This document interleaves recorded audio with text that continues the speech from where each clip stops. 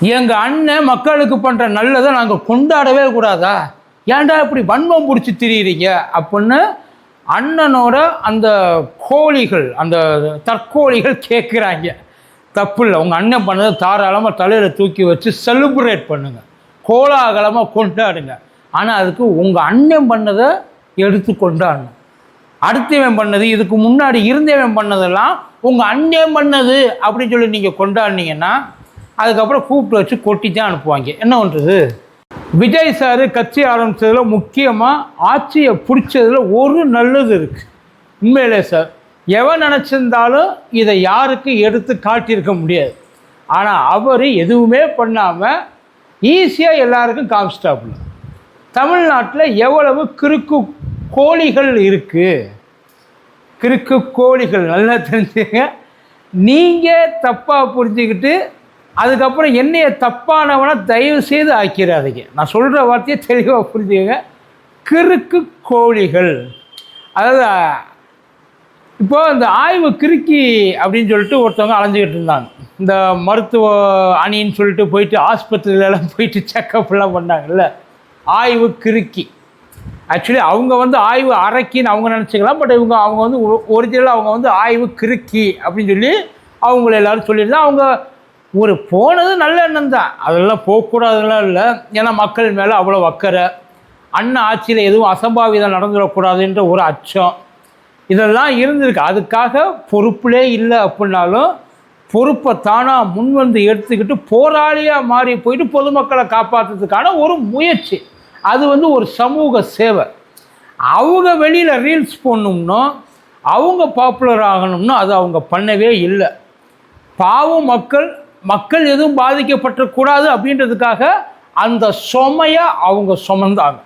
அதுக்காக ஊரே சேர்ந்து அவங்கள அடித்து ஓட விட்டு கடைசியில் வந்து வெளியில் எங்கேயுமே தலையை காட்ட முடியாத அளவுக்கு வீட்டுக்குள்ளே உட்கார வச்சாங்க. வீட்டுக்குள்ளே உட்கார வச்சுருந்தாலும் அந்த அக்காவுக்கு அந்த சோஷியல் சர்வீஸ் அதை வந்து செய்யாமல் அவங்களால இருக்க முடியல. ஏன்னா அதுதான் அவங்க மூச்சு, அதுதான் அவங்களுக்கு எல்லாமே. வாழ்கிறதே அதுக்காகத்தான்னு வைங்கல, அது இல்லாமல் அவங்களால இருக்க முடியாது. சோசியல் சர்வீஸை சொன்னேன். அதில் இப்போ அவங்க புதுசாக ஒன்றை கண்டுபிடிச்சி விட்டுருக்காங்க.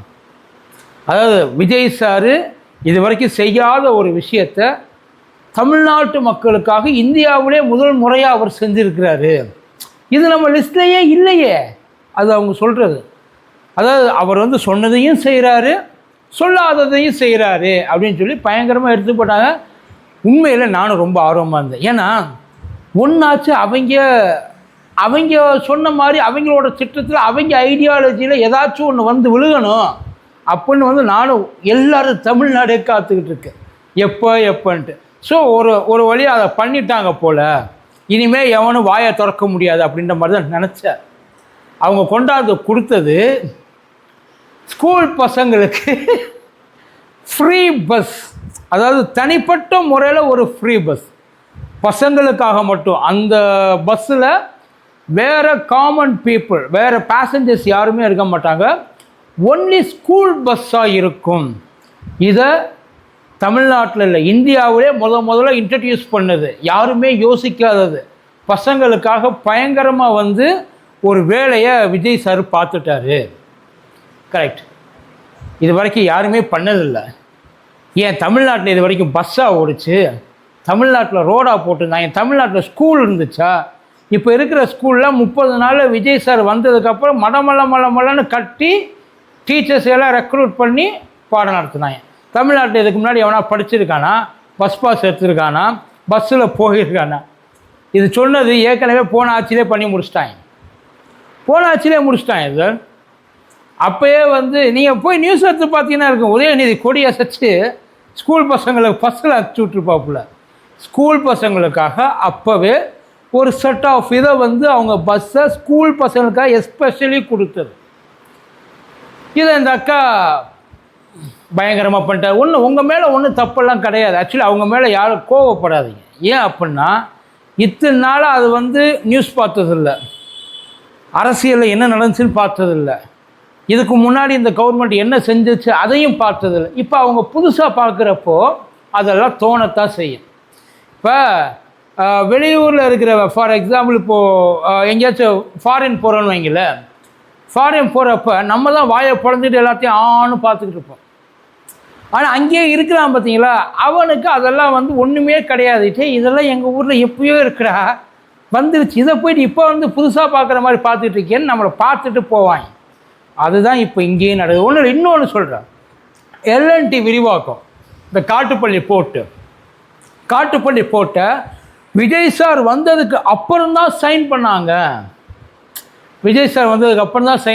அப்படின்ற மாதிரி ஒரு விஷயத்தை எல்லாத்தையும் வெளியில் போட்டுட்ருக்காங்க. விஜய் சார் வந்ததுக்கப்புறம் எதையுமே சரி பண்ணலை சார்,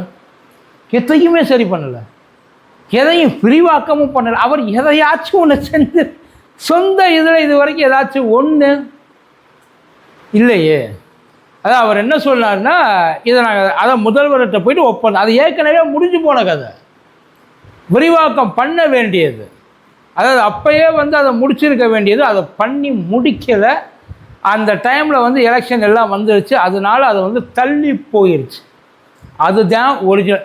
இதை கவர்மெண்ட்டும், அதான் இப்போ இருக்கிற கவர்மெண்ட்டும் எவ்வளவு கௌரவமாக அதை வாங்கி வச்சுக்கிட்டு ஈஸியாக அவங்க மேலே வந்து குத்திக்கலான்னு பார்க்க, இதுதான் எல்லாமே. இப்போ பல்லவி அக்கா அவங்க செஞ்சது என்ன, இப்போ அவங்களுக்காக நிறையா போராடுறாங்க, நிறையா செய்கிறாங்க. அவங்க செஞ்ச வேலை என்னன்றது தெரியுமா? இந்த இடத்துல என் பேர் வரணும் திறந்து வச்சாங்க அப்படின்னு சொல்லிட்டு என் பேர் இருக்கணுன்றதுக்காக போய் உட்கார்ந்தது தான். அவமானப்படுத்திட்டாங்க அந்த இடத்துல. அது எப்படி விட்டு கொடுப்பாங்க? நான் தெரியாமல் கேட்குறேன். எவனோ ஒருத்தன் செஞ்ச வேலைக்கு இதை நான் செஞ்சதே எனக்கு எழுதி கொடு, எப்படி எழுதி கொடுப்பாங்க? விட்டுருவாங்களா என்ன? விட்டுட்டு வேடிக்கை பார்ப்பாங்களா என்ன? அவ்வளோ நல்லவங்களா? நீங்கள் செய்வீங்களா?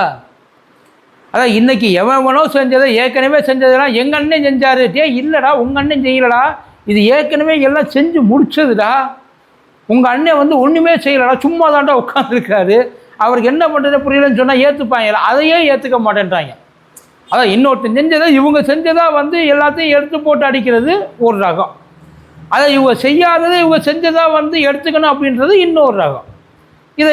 இதை கேட்டால் அவங்களுக்கு கோபம் வருது. அதாவது எங்களை பார்த்தா என்ன பொற்கிளி மாதிரி தெரியுதா, எங்களை பார்த்தா கிறுக்கு கோழி மாதிரி தெரியுதா, எங்களை பார்த்தா உங்களுக்கெல்லாம் எப்படி இருக்குது, புதுசாக ஒருத்தன் வந்துடக்கூடாது, மக்களுக்கு நல்லது செஞ்சிடக்கூடாது. மக்களுக்கு நல்லது செய்யட்டும் சார், யாரும் உங்களை செய்ய வேண்டாம்னு சொல்லவே இல்லை.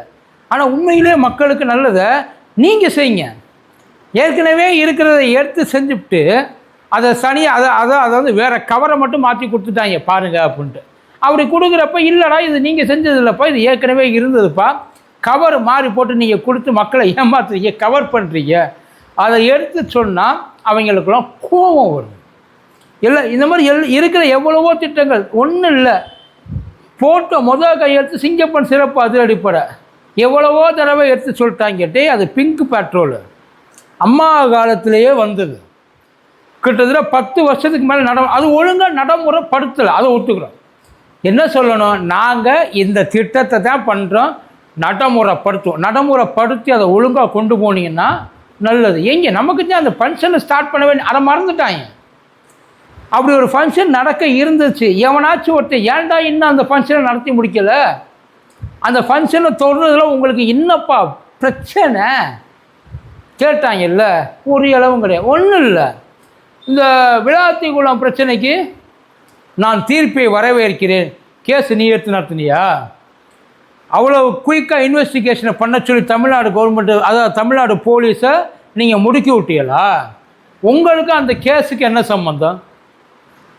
ஆனால் சூலூரில் நடந்த பிரச்சனைக்கு நமக்கு 2 நாள் கழிச்சு 48 மணி நேரம் கழிச்சுது. ஆனால் நமக்கு அறிக்கை விடவே மனசு வருது, அதுவும் அவங்க அரிச்சு தள்ளிட்டாங்க. அதனால வேறு வழி இல்லாமல் நம்ம அந்த இடத்துல அறிக்கையை போட்டு நம்ம செஞ்சு விட்டோம். சார் உண்மையிலே ரொம்ப டயர்ட் ஆகுது. எதுக்கு டயர்ட் ஆகுதுன்னா, நீங்கள் சொல்ல சொல்ல சொல்ல சொல்ல அதை பின்னாடி போய் அது நார்மலாக நீங்கள் சொல்கிறப்ப எல்லாருக்குமே தெரியும். ஒன்றும் இல்லை, இந்த மின்வெட்டு பிரச்சனை அதுக்கு தனியாக வருது, அது ஒரு வேறு டாபிக். அந்த டாபிக் உள்ளே போனோம்னா கிழிச்சு தொங்க விட்டுருவாங்க. அப்போல்லாம் இவங்க பேசுகிற மாதிரிலாம் ஒன்றுமே இல்லை, இவங்க முழுக்க பொய் சொல்கிறாங்க, இதுக்கு திமுகவுக்கு சம்மந்தம் இல்லை, இவங்க ஒழுங்காக நிர்வாகம் பண்ணலன்னு உள்ளுக்குள்ளே இருக்க ஆள் ஓப்பனாக உடச்சி உண்மையை சொல்லிடுச்சு. அதுதான் நடந்துச்சு. இந்த மாதிரி நிறைய பேர் வருவாங்க. என்ன பிரச்சனை அப்படின்னா, இதையெல்லாம் உண்மைன்னு நம்புகிறாங்க. ஏன்னா இந்த அக்கா மாதிரியே இன்னும் ஏகப்பட்ட அக்காக்கள், தம்பிகள், அண்ணன்கள், தம்பிகள் எல்லாமே இருக்கிறாங்க, தங்கச்சிகள் நிறைய. அவங்களுக்குலாம் என்னென்னா இதுக்கு முன்னாடி என்ன நடந்துச்சு, என்ன இருந்துச்சு, என்ன பண்ணாங்க, என்னென்ன செஞ்சுருக்காங்க எதுவுமே தெரியாது. ஸோ ஒன்றுமே தெரியாமல் பிளாங்காக இருக்க ஒருத்தன்ட்ட போயிட்டு இதுதான் அப்படின்னு சொல்லி, இப்போ எனக்கு கணக்கு தெரியலன்னு வைங்கள, 10 10 20ன்றான். ஒருத்தர் என்ன சொல்கிறான், எனக்கு கணக்கு தெரியுது, ஓகே. ஒருவேளை எனக்கு கணக்கு தெரியலைன்னா 10 10 25டான்னா நான் 25 தான் நம்புவேன். இன்னொருத்தன் 25ன்னு என் மனசில் ஆழமாக பதிஞ்சதுக்கப்புறம் இது தப்புடா அப்படின்னு சொல்லி அவனாச்சும் வந்தானா அவனைத்தான் நான் தப்பாக பார்ப்பேன். இப்போ அதுதான் நடந்துகிட்டு இருக்கு. இந்த சொல்லுவாங்கல்ல, உலகம் உருண்டை இல்லைடா, அதாவது தட்டை இல்லைடா உருண்டைன்னு சொன்ன ஒருத்தனை ஊருக்குள்ளே ஓட விட்டு அடிச்சே கொண்டாங்கம்மா இல்லை, அந்த கதை தான் இது. அதுக்கப்புறம் கொஞ்ச நாள் கழிச்சு ஆமாம் உலகம் உருண்டை, அவன் அப்போ ஒத்துக்கிட்டதுனால போன உசுறு வந்துடுமா, அடித்த வழி இல்லைன்னு ஆகிடுமா? அதே மாதிரி தான் இதுவும். ஆனால் பண்ணுங்க, கற்றுக்கிட்டு பண்ணுங்க, தெரிஞ்சுக்கிட்டு பண்ணுங்க. நல்லா அதாவது அண்ணன் பண்ணதை கொண்டாடக்கூடாதுன்னு சொல்லவே இல்லை, ஆனால் அண்ணன் பண்ணதை கொண்டாடுங்கன்றோம். அடுத்தவன் பண்ணதெல்லாம் அண்ணன் பண்ணதை நினச்சி கொண்டாடாதீங்க.